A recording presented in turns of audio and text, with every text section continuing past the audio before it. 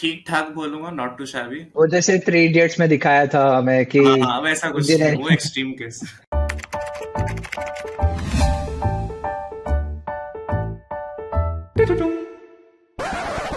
Hi Atulya, welcome to Grand Talk with Achievers. And Atulya is here. And I guess it's our third or fourth session where we are talking with the achievers and discussing what they have done differently to secure a good position in either IITs or any top tier institutes. So I just wanted to give you a brief introduction about you. So Atulya is studying in IIT Kharagpur and he has secured a highest package, one of the highest package in India. So congratulations for that, Atulya. Thank And you. yeah, and I just wanted you to introduce yourself, and then we'll discuss about how was your preparation journey and everything there. So hello everyone. My name is Atulya. I'm from Ujjain, MP. Uh, about a bit about myself. So I love music. I love guitars, and apart from that, professionally, I love C++, systems, OS, that stuff. And that's all about it. So Atul, how you started your IIT journey? कैसे करा मतलब see I am also from Indore तो मुझे उज्जैन के बारे में पता है उज्जैन काफी छोटा सिटी है and then you started your preparation journey so कैसे start करा था तुमने? एक्चुअली अभी उज्जैन में रह रहा हूँ मैं पढ़ाई वगैरह इंदौर में ही की, मतलब इस बारे में आइडिया था नहीं आईटी वगैरह के बारे में, क्या होता क्या है। मतलब मोस्टली थ्रू फैमिली भी पता चला कि ऐसा कुछ होता है। तो मेरा ओरिजिनल इंटरेस्ट था फिजिक्स वगैरह में, जब छोटा था। तो उस साइड से मैं फिर मतलब यहाँ पे आया तो यहाँ पे पता चला कि ये सब होता है, आईआईटी वगैरह होता है, आईएससी होता है। तो पहला एम तो मेरा आईएससी था, रिसर्च ओरिएंटेड था मैं उस टाइम पे। तो कि ये सब करेंगे, मतलब फिजिसिस्ट टाइप्स कुछ। तो वो खैर धीरे धीरे वो फिजिक्स वाला थोड़ा घटता चला गया, फिर मैथ्स ऊपर आ गया। तो ऐसे काफी कुछ, मतलब इंटरेस्ट काफी वैरिड था मेरा बीच बीच में। हाँ, और नाइन्थ क्लास से मैंने मतलब आईटी प्रेप शुरू करी थी। ओके। तो आई वॉज नॉट श्योर कि इंजीनियर बनना है कि मतलब रिसर्च साइड जाना है। तो मैं ट्वेल्थ तक तो श्योर ही नहीं था, पहली चीज तो।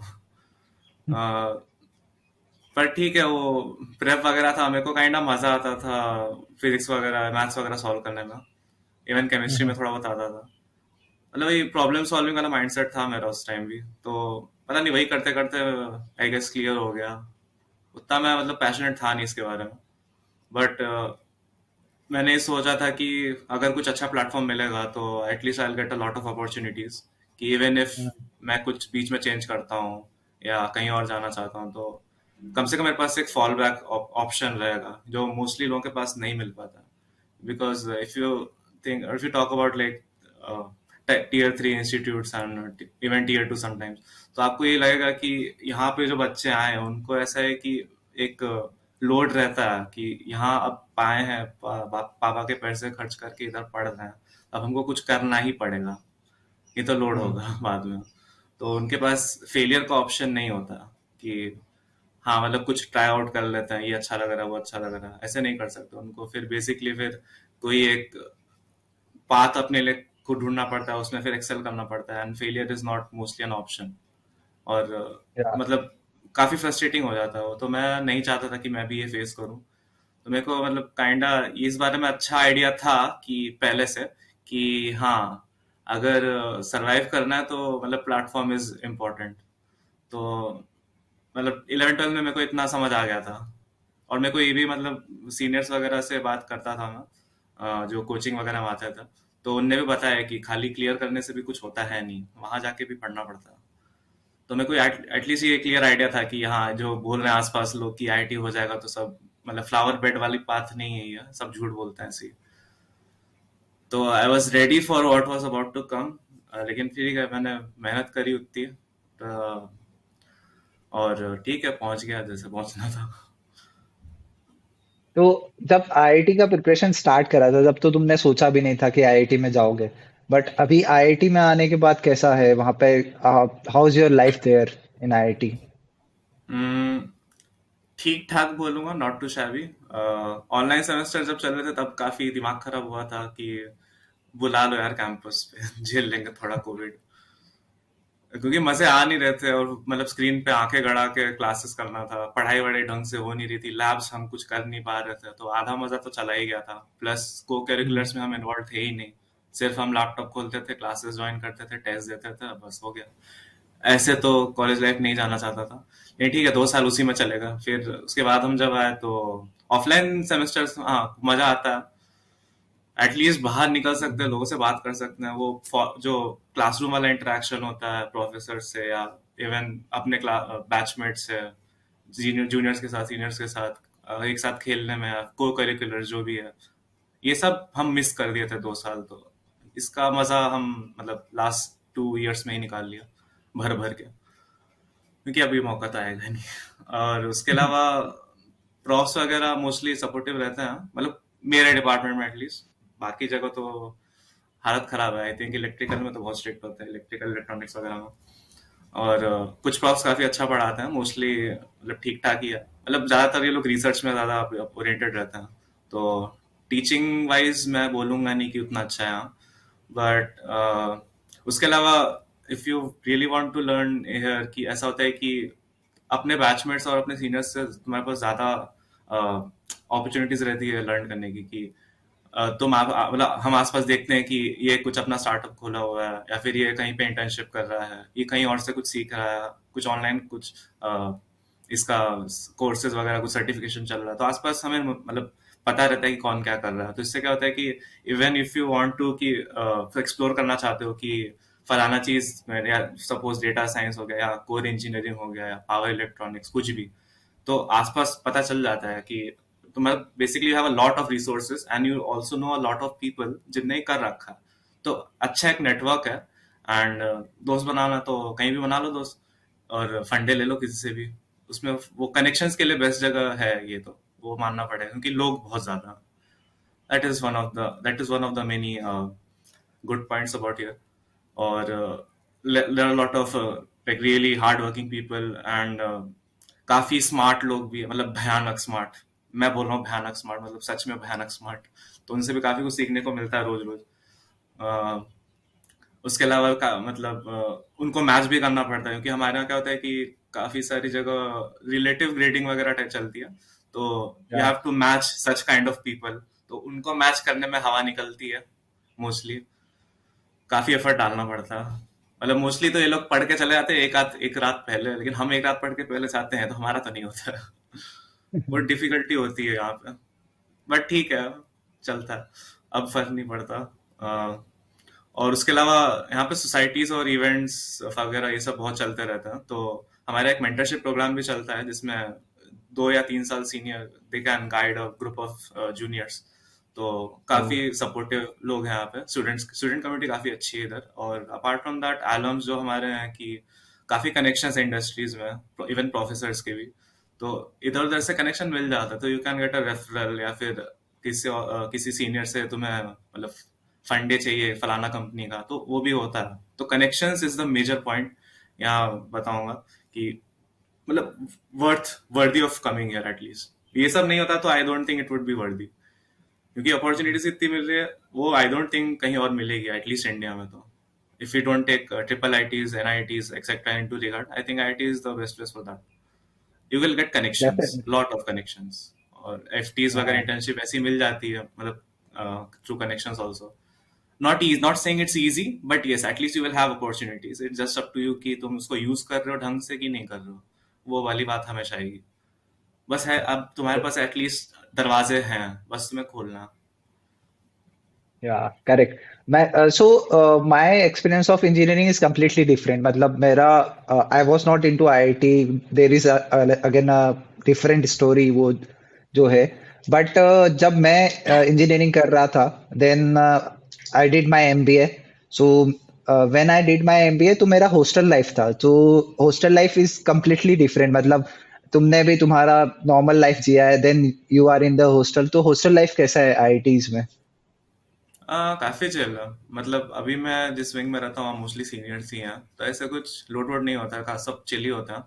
मतलब हम हमारे यहाँ पे एटलीस्ट आई थिंक किसी भी आईआईटी में ये कल्चर नहीं, किसी भी मतलब मोस्टली कॉलेजेस में आजकल ये कल्चर नहीं कि तुम मतलब सीनियर है तो भैया वगैरह बोलोगे, हम नाम से ही बोला था, और हमको भी हमारे जूनियर्स नाम से बोला था। तो मतलब कैजुअल रहते हैं एक दूसरे के साथ, कुछ फॉर्मेट ऐसे भयानक फॉर्मेलिटी नहीं करते हैं। और दूसरी चीज है कि रैगिंग वगैरह तो यहाँ नहीं होती है, तो ये चीज सही तो रहती है। तो मैं काफी लोग वो मेरे से जो पूछते थे कि या वो जैसे 3 इडियट्स में दिखाया था हमें कि हाँ हाँ, वैसा कुछ नहीं, वो इंजीनियरिंग। एक्सट्रीम केस तो एक्सट्रीम केस होगा, सो ऐसा कुछ नहीं होता। अभी कल ही मैं मेरे जूनियर्स में को पार्टी के लिए उठा के लेके गया, तो वो चिल रहता है इतना। बट काफी अच्छा एनवायरनमेंट है, मतलब जैसा तुम बता रहे हो आईआईटीज में। And even the hostels are good, चीजें, you will get a lot of opportunities in IITs. But time management कैसा होता है? Now let's get back to the aspirant journey. जब तुम टाइम मैनेज करते थे, तो तुम्हारे बोर्ड्स आ रहे होते थे, तुम्हारे प्रैक्टिकल एग्जाम्स आ रहे होते थे, तुम्हें कोचिंग्स करना है, तुम्हें बैकलॉग्स क्लियर करना है, कैसे करते थे ये सारी चीजें? टाइम मैनेजमेंट मेरा सबसे खराब वो है, क्या बोलते हैं पॉइंट है मेरा, सबसे खराब ओके। वही है, आपने वही पकड़ लिया फिलहाल। तो मैंने मेरा बहुत सिंपल सा एक फंडा था कि प्रायोरिटी बना लो, मतलब पहला प्रायोरिटी लिस्ट बना लो क्या चाहिए। पहला था कि ओके। हाँ, जे में थोड़ा अच्छे नंबर ले ताकि कॉलेज थोड़ा ढंग का मिल जाए वहां के, उसके बाद आके देख लेंगे। दूसरा था कि बीमार नहीं पड़ रहे इस टाइम पे, बीमार पड़े तो खत्म हो गया। तीसरी प्रायोरिटी बोर्ड्स थी, क्योंकि ओके। मैं समझ गया था बोर्ड से मेरे को कुछ मिलने तो वाला तो है नहीं। या। मतलब मैंने कई कई कॉलेजेस में देखा है कि एटलीस्ट फॉर इंजीनियरिंग, बाकियों का नहीं पता, इंजीनियरिंग में तो ऐसा होता है कि आई डोंट थिंक, मतलब बहुत कम कॉलेजेस है जो बोर्ड के नंबर पे अच्छे कॉलेजेस बोर्ड के नंबर पे तो नहीं देते मोस्टली, सबको या मेंस के मार्क्स चाहिए, एडवांस के मार्क्स चाहिए। और आई थिंक बिट्स में ऐसा एक प्रोग्राम चलता है जो वो स्टेट टॉपर, सीधा स्टेट टॉपर्स को ही उठाते हैं, I think, I am not sure. हाँ। या कोई तो या ऐसे कॉलेज में होता है। तो बिट्स अब में होता है, बिट्स में होता है। हाँ, बिट्स में ऐसा होता है शायद, तो वो लोग भाव देते हैं, हाँ। लेकिन अब ये भी देखिए, बिट्स की फीस तो मैं अफोर्ड कर नहीं सकता, पहली चीज। दूसरी चीज, मैं कोई भरोसा है नहीं मैं उतना टॉप ऑफ मार पाऊंगा, क्योंकि मेरा ऐसा है कि अ, अगर फॉर एग्जांपल मैथ्स का पेपर था, तो मुझे आई थिंक 96 आया था। तो 4 नंबर मेरे इस चक्कर में गए थे क्योंकि उनने एक क्वेश्चन दिया था प्रूव करने के लिए, है ना। तो मुझे पता था कि ये कोई और थ्योरम से प्रूव हो जाता है और उसका डायरेक्ट स्टेटमेंट था। मैं वही ओके। वो स्टेटमेंट ही लिख के आ गया ना, कि इससे हो जाएगा, नंबर कट गया।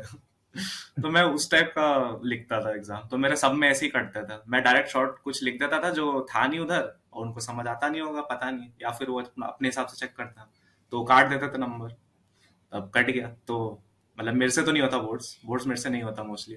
11th में भी मेरे को आई थिंक 80 या 70 या 80% आया था, क्योंकि मैं कुछ लिखता ही नहीं था ढंग से। तो हम्म। वो तो फिर मैं सोच लिया कि नहीं होने वाला ही है, इससे अच्छा पीस मार देते हैं, जेई ही पढ़ लेते हैं, एक रात पहले देख लेंगे इंग्लिश हिंदी, इंग्लिश और आईपी, मेरा आईपी था जावा। ओके। तो मैं तो बोर्ड्स मोस्टली पीस मार दिया, और एक रात पहले पढ़ के चला गया, तो आई थिंक 89 या 88 कुछ आया था परसेंटेज। मेरा मेरा बोर्ड्स का एक्सपीरियंस भी ऐसे ही कुछ है। मतलब मैं जब मैथ्स का प्रिपरेशन कर रहा था, तो मुझे मैथ्स में शायद 93 के आसपास कुछ मार्क्स आए थे। तो बाकी जो मार्क्स थे मेरे, वो इसलिए कट गए थे क्योंकि हमारे जेई में कोई सिलेबस होता है अ, जो बोर्ड्स के सिलेबस से डिफरेंट है। तो बोर्ड्स में एक एक्स्ट्रा हाँ, चैप्टर था जो मुझे एग्जाम के सुबह सुबह पता चला था। तो जब मैं एग्जाम देने जा रहा था, तो मैंने देखा कि अरे शिट, ये भी आता है। फिर मैं देखा कि एमसीक्यूज वगैरह आते हैं, एमसीक्यूज तो मैं लगा के आ जाऊंगा। बट वो पहला बोर्ड्स का पेपर था जिसमें उस चैप्टर से एमसीक्यू नहीं आए थे, उस चैप्टर से शायद वन वर्ड आंसर आ गए थे। तो मैं उसको प्रूव भी नहीं कर पा रहा था। एमसीक्यू में मैंने सोचा कि मैं डिराइव करके देख लूंगा। तो बट बोर्ड्स, मुझे लगता है कि अगर आप आईआईटी का प्रिपरेशन कर रहे हो, तो boards is not it's not completely into our priority. एक बार बस 75% क्राइटेरिया क्लियर कर लो, उसके बाद तो चीजें हो ही जाता है। तो दैट इज ये ट्रू, मानना था बट मेरा। इधर इधर एक पॉइंट मैं हाईलाइट करना चाहूंगा, ये 75% वाला जो चीज है, 75%, मतलब मैंने कुछ जगह देखा है कि मतलब फ्यू कंपनीज ऐसा करते हैं कि वो बार डाल देते हैं कि 80% होना चाहिए, 90 का भी नहीं डालते, लेकिन 80 डाल देते हैं, हाँ। 80 या 80 समथिंग। तो आई थिंक थोड़ा बहुत प्रिपेयर कर लेना चाहिए, पूरा नहीं छोड़ देना चाहिए। मतलब कभी गलती हाँ। से अगर कम आ गए तो मतलब क्यों अपने चांसेस खराब करना है, ऐसा तो बहुत लोग क्या इग्नोर ही कर देते हैं। देखा है मैंने मैंने एक मतलब मेरी कोचिंग में एक बंदा था, वो 74% आया था उसके, लेकिन उसका रैंक अच्छा आया था, 3-4 हजार कुछ कुछ तो अच्छा रैंक था उसका। लेकिन ओ। वही है, हो गया खत्म। तो मैं आई थिंक मेंस के हम्म। स्कोर पे गया है वो कहीं पे, नॉट श्योर कहाँ। तो उतना पीस नहीं मारना होता। हाँ मतलब आई आई एग्री कि प्रायोरिटी में नहीं है, but it's still a cut off. और थोड़ा बहुत या मतलब रिस्पेक्टेबल बना लो, क्योंकि बाद में क्या पता कट जाए उससे। सही है। बट जब तुम प्रिपरेशन कर रहे थे, जैसे बोर्ड्स का एग्जाम चल रहा था, तब भी क्या जेई का प्रिपरेशन कर रहे थे? जैसे अभी अगर मैं बात करूँ तो जब हम लोग आज शूट कर रहे हैं, ऑलमोस्ट शायद 10th है, तो 10th मार्च मतलब बोर्ड्स के जितने भी मेन पेपर्स है सारे खत्म हो गए। अभी हम्म। 4 अप्रैल से जेई मेन है। तो अभी क्या प्रिपरेशन स्ट्रेटेजी होना चाहिए इन बच्चों का? आई थिंक पहली चीज तो ये कि इवेल्युएट योरसेल्फ फर्स्ट, कि क्या तुम मतलब पूरा पीस मार दो और जेई मेंस फोड़ सकते हो कि नहीं। ये बिलीफ होना चाहिए, कॉन्फिडेंस होना चाहिए, पहली चीज ये। दूसरी चीज कि are you good at writing, मतलब सब्जेक्टिव आंसर्स लिखने में अच्छे हो कि नहीं, क्योंकि फंडे दे के कभी बार नंबर नंबर मिल जाते हैं। और वो मतलब ठीक है, it's a plausible way to get marks, specially languages में मिल जाता है, इवन फिजिक्स केमिस्ट्री में मिल सकता है। मतलब एटलीस्ट तुम रेलेवेंट इन्फॉर्मेशन लिखोगे तो मिल जाता है। तो मैं ये बोलूंगा कि थोड़ा बैलेंस रखना पड़ेगा डिपेंडिंग ऑन योर ओन। मतलब अगर किसी का सिलेबस बचा हुआ थोड़ा बहुत, फॉर एग्जांपल इनऑर्गेनिक में काफी चीजें रटनी पड़ती है, तो अब हम्म। बीच बीच में इंग्लिश या ऐसे कोई पेपर्स आ रहे हैं, तो उसका टाइम निकालना ही पड़ेगा। You need to have a clear time, अपने टाइम एक फिक्स रख लो कि उसने में करना ही करना है, और बाकी में फोकस स्टडी कर लेना बोर्ड्स की। तो एक बैलेंस होना चाहिए, पूरा किसी पे नहीं देना, इट कैन बी डिजास्टर्स। और जो मतलब जो कैंडिडेट्स का मतलब पूरा भरोसा है कि उनकी प्रेप हैम्पर नहीं होगी इन कुछ गैप से, तो या श्योर गो अहेड, थोड़ा मतलब अच्छे परसेंटेज ले आओ। But it won't help you too much. अगर तुम्हारी अच्छी प्रेप है, उसको और शार्प कर लो, क्या दिक्कत है। मैं हमेशा बोलूंगा बोर्ड्स को थोड़ा कम ही वेटेज दो, बट थोड़ा वेटेज दो, थोड़ा वेटेज दो। 75% that is a huge cut off. वो मिस हुआ तो खत्म हो जाएगा, फिर तुम मेंस पे ही जाओगे मोस्टली। एडवांस का तुम्हारा मतलब किसी को अगर सपना होगा आईआईटी वगैरह जाना, तो वो तो खराब हो जाएगा, ये बोल रहा हूँ। तो थोड़ा बैलेंस होना चाहिए, always keep some time for ये सब जे वाली क्रिटिकल चीजें, ये होनी चाहिए। और जहां तक मेरे को आइडिया है कि फिजिक्स या कोई तो सब्जेक्ट है कि पूरा सिलेबस सेम ही है, इधर का उधर हाँ, का। Physics chemistry, sorry, chemistry chemistry. Almost या केमिस्ट्री पूरा ही सेम है केमिस्ट्री। इधर उधर, तो वो उतना हैम्पर करेगा नहीं। और फिफ्थ सब्जेक्ट आई थिंक अगर पी होगा तो फिर क्या ही करना, वो रट लो, थोड़ा हो जाएगा। और आईपी हुआ तो मतलब सीएस रिलेटेड सब्जेक्ट हो तो थोड़ी पढ़नी पड़ेगी, लेकिन पी वगैरह हुआ तो ठीक है, हो जाता। फंडे लिख के आ जाओ। और जैसे एक प्रॉब्लम बच्चों को क्या आता है ना, इनऑर्गेनिक केमिस्ट्री। मैं जब प्रिपरेशन कर रहा था, जब मेरे लिए भी इनऑर्गेनिक केमिस्ट्री एक ऐसा सब्जेक्ट था, क्योंकि इनऑर्गेनिक का कोई सिलेबस नहीं होता है। जितना हम्म। पढ़ रहे हो पढ़ते जाओगे पढ़ते जाओगे। तो इनऑर्गेनिक केमिस्ट्री के लिए क्या होना चाहिए? मतलब कुछ ऐसा पर्टिकुलर स्ट्रेटेजी फॉलो करा था इनऑर्गेनिक को लेके, या फिर क्या था तुम्हारा strategy? I think inorganic chemistry is the only separate topic जो एनसीईआरटी से बाहर आता ही नहीं है, if I am not sure. Hmm. मतलब मेरे टाइम पे तो बिल्कुल नहीं है, उससे पहले भी बिल्कुल नहीं है। मैंने दिया था मेंस 2020 में, तो वहां तो कहीं नहीं था ऐसा। मतलब उससे पहले ओके। तक भी मैंने सारे most of the paper solve किए हैं, तो इनऑर्गेनिक केमिस्ट्री स्पेसिफिकली वहां से कुछ बाहर नहीं आता था, even in mains even in advance. Advance में उल्टा सीधा हो जाता है कांड दूसरे सब्जेक्ट्स में।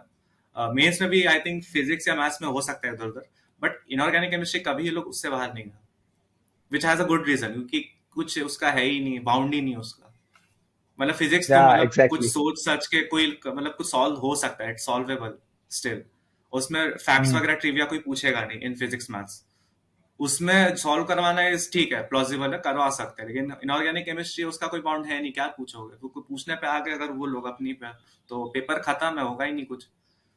तो वो आई थिंक नहीं होता है। आई एम नॉट श्योर अभी क्या चल रहा है, मेरे टाइम पे, मेरे टाइम तक बिल्कुल नहीं हुआ था, मैंने 2020 में दिया था। और इसके अलावा क्या, हाँ इनऑर्गेनिक केमिस्ट्री मैंने नोट्स बनाए थे प्रॉपर एनसीईआरटी से, और मैं वही रटता था हमेशा, उससे बाहर कभी नहीं। और एक एक चीज फ्रॉम द डायग्राम्स टू मतलब छोटी छोटी ट्रिविया टाइप चीजें भी, कि इतना परसेंट वो है, इतना इतना डिटेल में रटता था मैंने। तब जाके मेरे को कॉन्फिडेंस आया कि हाँ अब हो जाएगा, बाकी देख लेंगे, ऐसा है। और I what I used to do was 10 minute हमेशा रखता था रोज, कि ये पूरे नोट्स करके जाओ, मतलब थोड़ा थोड़ा पार्ट। और एक टाइम पे मतलब पूरा ही रटा गया था मेरे को, जब तक एडवांस हुआ था तब तक पूरा रटा गया था। तो ओ। नोट्स बनाना is always effective, muscle memory. अभी भी करता हूँ मैं, आदत खराब हो गई थी बीच में।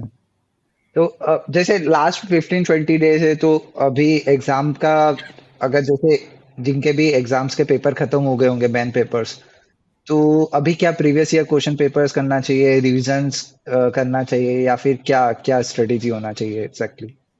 दोनों होने चाहिए।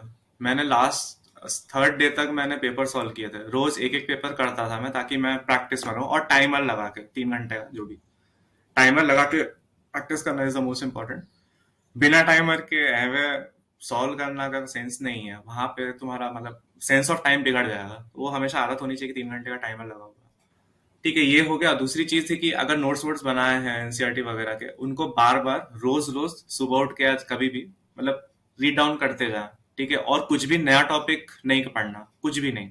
Even if it's like major तो मोस्टली नहीं छोड़ागा, मेजर छोड़ा थोड़ा बहुत पढ़ लेना, बट इट्स लाइक कोई माइनर टॉपिक है, जैसे फिजिक्स में कुछ एक्स्ट्रा चैप्टर्स हैं जो एडवांस में नहीं आते हैं, मेंस में आते हैं, तो आई थिंक हम्म। पीस मार दो, क्योंकि उतने दिन में नहीं होगा। उससे अच्छा फिर मतलब जो है तुम्हारे पास उसको शार्प करो, कुछ नया सीखने की कोशिश मत करो अभी। उल्टा मतलब वही होता है ना, नेगेटिव हो जाएंगे, फिर क्यों करना, रिस्क नहीं लेना चाहिए। और एक और चीज रहता है, जैसे हम लोग जब भी बच्चे क्या करते हैं, लगातार टेस्ट पेपर सॉल्व करते जाते, बट शायद तुमने भी ये स्ट्रेटेजी फॉलो करा होगा कि पेपर देने के बाद उसको एनालाइज करते हैं। तो हाँ हाँ, वो अगर बहुत जरूरी है। या तो उस पे एनालिसिस में क्या क्या चीजें ध्यान रखना चाहिए, थोड़ा उस पे स्ट्रेटेजी बता सकते हो अपना जो था? मैं हर बार क्या करता था कि सारे पहले चेक करने के बाद मैं देखता था कहाँ एग्जैक्टली गलती करी, क्यों करी है। और फिर जो जहाँ जिस टॉपिक में मैंने मतलब फॉर एग्जांपल सॉल्विंग एरर करी, जैसे जैसे इधर उधर की मिस्टेक हुई, पॉइंट वन उधर उधर, तो मैं सोच लेता हाँ कैलकुलेशन मिस्टेक है, अगली बार ध्यान रख लेंगे, इसमें कुछ कर नहीं सकते। अगर कहीं सिली कंसेप्चुअल एरर हो मिस्टेक्स। गया, हाँ सिली मिस्टेक या कुछ कर नहीं सकते, वो होनी है कहीं ना कहीं, उसका भरोसा नहीं, कभी आ जाती है। What you can do is, जो जहाँ पे तुम्हारा फैक्चुअल एरर हुआ या फिर कहीं पे कंसेप्ट ही गलत लगा दिया, वो तो गड़बड़ है, वो वापस देखना पड़ेगा। और उसके उससे रिलेटेड 3 4 क्वेश्चन, मतलब जितना जब तब तक कॉन्फिडेंस नहीं आया तब तक वो लगा लो, और उसको वापस सॉल्व करो, और सेम क्वेश्चन वापस सॉल्व करो। ये ये आई थिंक अभी भी मैं करता हूँ, मतलब इन सम डिफरेंट टॉपिक्स, जैसे सीएस में, सीएस नहीं सॉरी, सीपी वगैरह करता हूँ मैं, तो वी कॉल इट हियर अब सॉल्विंग। क्या करते हैं कि अगर कोई क्वेश्चन तुमसे नहीं बने, सॉल्व मतलब कोड नहीं कर पाया, तो अगले कुछ घंटों में उसको सॉल्व करने की कोशिश करो, और मैच करो कि वो पास हो रहा है कि नहीं, सारे टेस्ट केस चल रहे हैं कि नहीं, सब मतलब लॉजिक तुम्हारा सही है कि नहीं, वो हम करते हैं। तो इधर भी वो अप्लाई होता है, वो चीज हर जगह अप्लाई होती है इनफैक्ट। कुछ नहीं बना उसको वापस बनाओ, simple as that, no matter कितना टाइम लग रहा है। बट यस, 15 20 दिन बचे हैं तो थोड़ा टाइम मतलब ऐसे डिवाइड कर दो। अगर तुम्हें ऐसा लग रहा है कि पूरा ही कंसेप्ट हिला हुआ है, I don't think it's worth it, उसको छोड़ दो। जो है बचा हुआ उसको सही करो, क्योंकि कुछ दो मतलब दो पाव, दो नाव में पाव रखने से गिरोगे, वही वाली चीज है। ओके। तो एक चीज वो था कि जैसे जेई मेन खत्म हो जाता है, हम्म। शायद 15 April is the last date. उसके बाद 26 मई को इनका एडवांस है, तो ऑलमोस्ट उनको एक महीने का गैप मिलेगा to prepare for JEE advance. तो हम्म। जैसे ही स्टूडेंट का पेपर खत्म होता है जेई में, and they need to start preparing for JEE advance, या फिर क्या स्ट्रेटेजी रहना चाहिए उस टाइम? तो should they go ahead with the new topics जो उनके बच गए, या फिर पुराने टॉपिक को रिवाइज करके वापस से मॉक टेस्ट स्ट्रेटेजी फॉलो करना चाहिए? आई थिंक एक महीना इज स्टिल लेस। अगर इफ दे आर एक्सट्रीमली हाँ। कॉन्फिडेंट इन अदर टॉपिक्स की, देखो एक पेपर तो सॉल्व करना ही है रिगार्डलेसली, तो या तो ऐसा कर सकते हैं कि 2 दिन में एक बार, या मतलब हफ्ते में 3 4 बार ऐसे करके। और क्योंकि 2 पेपर होते हैं ना हर या एडवांस में, आई थिंक अभी भी शायद वही होगा। तो मैं या एक पेपर अभी मतलब भी मेरा होता दो है। पेपर है, वो एक पेपर मतलब 2 पेपर है वो, रोज नहीं करना, लेकिन फिर बर्न आउट हो जाएगा, वो नहीं चाहते हम। तो आई थिंक 2 या 3 दिन में एक बार करना जरूरी है। उसके अलावा जो टाइम है उसमें एक तो अपसॉल्व करना जो नहीं बन रहा है, और दूसरी चीज है ये कि अगर सब कुछ तैयार है मोस्टली, तो can go it with solving different difficult questions, मतलब वैरायटी में थोड़े डिफिकल्ट क्वेश्चंस करने की ट्राई करो। दूसरे मतलब मॉक्स में पेपर लगा लो, क्योंकि ऐसा तो होगा नहीं कि सारे पेपर खत्म हो जाएंगे, बहुत पेपर होंगे, तो उनको पेपर को कैजुअली सॉल्व करके देखो, ऐसा कर सकते हैं। और अगर किसी का बचा है तो आई थिंक रिवाइज करने का टाइम है इधर तो। बट अगेन, एकदम ही नया टॉपिक है, नहीं करना, फिर ढीला होगा वो, और वहां पे -2 भी चल सकता है, भरोसा नहीं है। यहाँ मेंस में तो -1 था एटलीस्ट, या वो ज्यादा ही रिस्की है। आई थिंक अगर अब जाके कुछ टॉपिक अगर पूरा क्लियर नहीं हुआ है, थोड़ा बहुत बचा है तो ठीक है, लेकिन पूरा ही अगर गायब है तो उसको छोड़ ही देना बेटर रहेगा फिलहाल। ये हो सकते हो कि okay. Over the course of 2 months उसको ट्राई करो कि पढ़ लो, मतलब रोज कुछ घंटे स्पेयर करके, ये हो सकता है। थोड़ी सी नींद सैक्रिफाइस कर लो, थोड़ी सी, ज्यादा नहीं। बट 2 महीने में, अगर 2 महीने कोर्स में कर रहे हो तो चलता है, that is fine. Hmm. But एक उसको अगर ऐसा कर रहे हो कि इस महीने में करना है, जैसे कि सेमीकंडक्टर्स वाला टॉपिक है फिजिक्स का, वो एडवांस में नहीं आता, फिजिक्स उसमें आता, मेंस में आता। तो मैंने क्या किया था अच्छा। कि मैंने छोड़ ही दिया था, नहीं होने वाला, इतने जल्दी नहीं होगा, ये छोड़ो। और मैं बोर्ड्स के लिए भी नहीं पढ़ती रहा था ये चीज। ओके। तो और बाकी रिसोर्सेज क्या रहते हैं? एक तो प्रीवियस ईयर क्वेश्चन पेपर रोज आता है, बट जो तुम्हारे टाइम पे रिसोर्सेज चलते थे, शायद मेरे टाइम पे भी सेम रिसोर्सेज। मैंने जेई एडवांस 2016 दिया था, तो उस टाइम पे हम लोग केमिस्ट्री में ऑर्गेनिक के लिए हिमांशु पांडे हाँ हाँ पढ़ते हाँ, थे।